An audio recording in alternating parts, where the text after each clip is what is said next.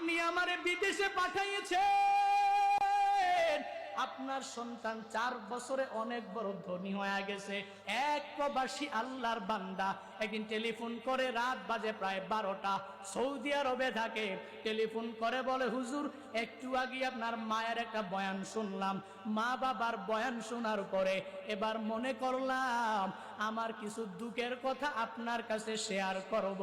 প্রবাসী আল্লাহর বান্দা গভীর রাতে আমারে টেলিফোন কইরা কইরা বলতে লাগলো, হুজুর আমার মা বাবার বয়ান শোনার পরে আমি ভাবলাম আপনার কাছে আমি একটু শেয়ার করি। হুজুর 4 বছর পর্যন্ত আমি আমার বাংলাদেশে আমার মায়ের কাছে যেতে পারলাম না।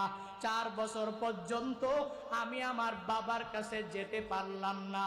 প্রবাসের মধ্যে থাকলাম, 4 বছর পর্যন্ত আমি প্রবাসে বাংলাদেশে আসতে পারি নাই।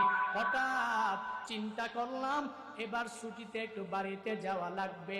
এবার আমি আমার স্ত্রীর জন্য তো কিছু নেওয়া লাগবে, আমি আমার ছেলের জন্য তো কিছু নেওয়া লাগবে, আমি আমার মায়ের জন্য তো কিছু নেওয়া লাগবে, আমি আমার বাবার জন্য তো কিছু নেওয়া লাগবে। আমি স্ত্রীকে বললাম, স্ত্রী বলো না তোমার কি লাগবে আমায় বলো। স্ত্রী আমায় বিশাল একটা লিস্ট দিয়া দিল, এটা আনবা ওইটা আনবা ওইটা আনবা, বাংলাদেশে এটা ভালো না, সৌদি আরবে এটা ভালো, তোমার আনাই লাগবে, আনতেই হবে। হোয়াটসঅ্যাপের মধ্যে বিশাল একটা লিস্ট আমার বউ আমার জন্য পাঠায়া দিল। আমি আমার স্ত্রীকে বললাম, স্ত্রী তুমি আমার ছেলের হাতে মোবাইলটা দাও। ছেলের হাতে যখন মোবাইলটা দিয়া দিল, আমি আমার ছেলেকে জিজ্ঞাসা করলাম, হে ছেলে তোমার কি লাগবে তুমি আমায় একটু বলো না, যা বলবা আমি বাবা মায়া করে তোমার জন্য সব নিয়ে আসব। ছেলেটাও সব একটা বড় লিস্ট আমার জন্য হোয়াটসঅ্যাপের মধ্যে পাঠায়া দিল। আমি আমার ছেলেকে বললাম, এরে ছেলে আমার বাবার কাছে তোর দাদার কাছে তুই মোবাইলটা নিয়ে যাও। দাদার কাছে যখন তার দাদার কাছে মোবাইলটা নিয়ে গেল, আমি আমার আব্বাকে আমি ডাইকা বললাম, বাবা আপনার জন্য কি লাগবে আপনি আমার একটু বলেন। আপনার সন্তান 4 বছর আগেও ছিল অনেক গরিব, অন্যের বাড়িতে কাজ করে করে করে করে আপনি আমারে বিদেশে পাঠাইয়েছেন, আপনার সন্তান 4 বছরে অনেক বড় ধনী হয়ে গেছে। ও বাবা বলেন বলেন আপনার কি লাগবে, আমি আপনার জন্য সব কিছু সুন্দরভাবে এনে দিব। বাবা বলেন, সন্তান লাগবে না আমার জন্য কিছু লাগবে না।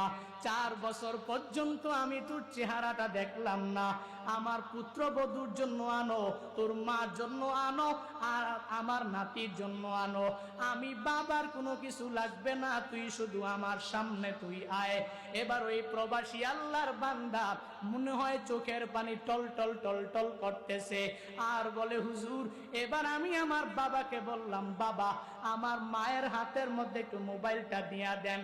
মায়ের হাতে যখন মোবাইলটা দিয়া দিল, আমি আমার মাকে শুধুমাত্র একবার বললাম, 4 বছর পর্যন্ত মা তোমার চেহারাটা কেমন আমি দেখি নাই, ভিডিও কলের মাধ্যমে যাই দেখি, কিন্তু সরাসরি তোমার চেহারা আমি 4 বছর দেখতে পেলাম না। মা আমি টিকেটও করে ফেলেছি, আগামী মাসের অমুক তারিখে আমি তোমার কাছে চলে আসব, তোমার সন্তান তোমার ঘরের মধ্যে ফিরে আসবে। ও মা তোমার দুয়ার বরকতে তোমার সন্তান আজ অনেক বড় ধনী, অনেক বড় টাকাওয়ালা, টাকার কোনো অভাব নাই, বাড়ির গাড়ির কোনো অভাব নাই। মা তুমি আমায় বলো না কি লাগবে, তুমি যা বলবা সব আমি তোমার জন্য এনে দিব। মা ডাক দিয়া বলে, সন্তান 4 বছর পর্যন্ত আমি তোর চেহারাটা এখনো পর্যন্ত দেখি নাই।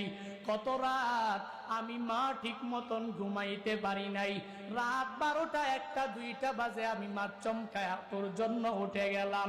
চমকিয়ে উঠি উঠি মনে হয় যেন তোর কথা আমার পূর্ণাঙ্গ ভাবে মনে পড়ে যায়। এভাবে কতদিন আমি মা ঠিক মতন খাবারও সকালবেলা দুপুরে রাতে খেতে পারি নাই। তুই যে আমার মালিক, আমার কুলে আসবি, তুই আমার কুলে আসলে আমি তোরে পূর্ণাঙ্গ জড়ায়া ধরব, আর আমি মার কোনো কিছু লাগবে না, তুই তোর বউয়ের জন্য আন, তোর ছেলের জন্য আন, তোর বাবার জন্য আন। আমার সামনে যখন আইসা তুই আমার বুকের মানিক যখন একটা হাসি দিবি, আমি মায়ের কাছে তোর ওই হাসি হবে আমার জীবনের সবচেয়ে বড় পাওয়া। ওই প্রবাসী আল্লাহর বান্দা বলে, হুজুর আমি তখন পূর্ণাঙ্গ পরীক্ষা করে নিলাম, হুজুর আমার বউটা তো আমার এই কথা বলে নাই, আমার ছেলেটাও আমার এই কথা বলে নাই, আমার মা আমাকে যেই পরিমাণ সুন্দর জবাব দিয়েছে, আমার বাবা যেই পরিমাণ সুন্দর জবাব আমাকে দিয়েছে, এরে মুরাদনগরের মানুষ কি বুঝাইতে চাইলাম জানো জানো জানো? নিজে একটা সুন্দরী রমণী পাইয়া আজকে তুই মারে ভুলে যাও রে যুবক। নিজে একটা সুন্দর রমণী পাইয়া, সুন্দরী আর সন্তানাদি পাইয়া ওই বাবারে ভুলে যাও। ঢাকার শহরের বড় বড় বড় বড় বিল্ডিং এ তুমি ঘুমাও, ওই মায়ের খবর নিলা না, ওই বাবার খবর নিলা না। শ্বশুরে নিয়া, শাশুড়িরে নিয়া, শালিদেরকে নিয়া, শ্বশুর বাড়ির আত্মীয় স্বজনদের নিয়া কত সুন্দর করে করে করে করে তুমি চলাফেরা করলা। নিজের মায়ের খবর নাই, নিজের বাবার খবর নাই। আমিও তো বলি তোমার মতো যুবক দুনিয়াতে বেঁচে থেকেও কোনো লাভ নাই। যেই যুবক এত বড় নিমক হারাম, যেই মা এত কষ্ট করে লালন পালন করলেন মায়ের খবর নিলা না, যেই বাবা এত কষ্ট করে করে লালন পালন করলেন খবর নিলা না। আমিও তো বলি এই যেই যুবকরা মায়ের খবর নেয় না, বাবার খবর নেয় না, শ্বশুর শাশুড়ির খবর নিতেও ভুলে না, এদের মতো নিমক হারাম দুনিয়াতে কেউ হতে পারে না। এর যুবক আল্লাহর বান্দারা এই মাহফিল থেকে তালিম নিয়ে নিয়ে বাড়িতে যাও। যতদিন বান্দা দুনিয়ায় বাঁচবা মার সাথে ভালো আচরণ করো। মার কাছে আজকে বাড়িতে যাইয়া মার পায়ের মধ্যে পড়ে যাও, আর মাকে যায় বলো, ও মা তোমার দোয়া ছাড়া আমি দুনিয়াতে কিছু করতে পারবো না। মা তোমার দোয়া ছাড়া আমি কিয়ামতের ময়দানেও জান্নাতের অধিপতি হতে পারবো না। মা যদি তুমি দোয়া করো আমি পূর্ণাঙ্গ কামিয়াব হয়ে যেতে পারবো। মা দোয়া নিয়া সোশ্যাল মিডিয়ায় কাজ আরম্ভ করে দিবা, বরকত হয়ে যাবে। মা দোয়া নিয়া জব নিবা, ওই জবেও বরকত হয়ে যাবে। মা দোয়া নিয়া সফরে বের হয়ে যাবা, ওই সফরের মধ্যেও বরকত হয়ে যাবে। কেন না মায়ের দোয়া তো আমার মাওলার দরবারে ডাইরেক্ট কবুল হয়ে যায়। আল্লাহ বলেন, এরে মানুষ, এক নম্বরে আমি আল্লাহ ওসিয়ত করলাম মা বাবার সাথে তোর ভালো আচরণ করা লাগবে। এক নম্বরে তো আমি মাওলার ওসিয়ত তো তোমার মানাই লাগবে। দুই নম্বরে বাহ্যিক দৃষ্টিতে তাকালেও মা বাবার সাথে ভালো আচরণ করা লাগবে।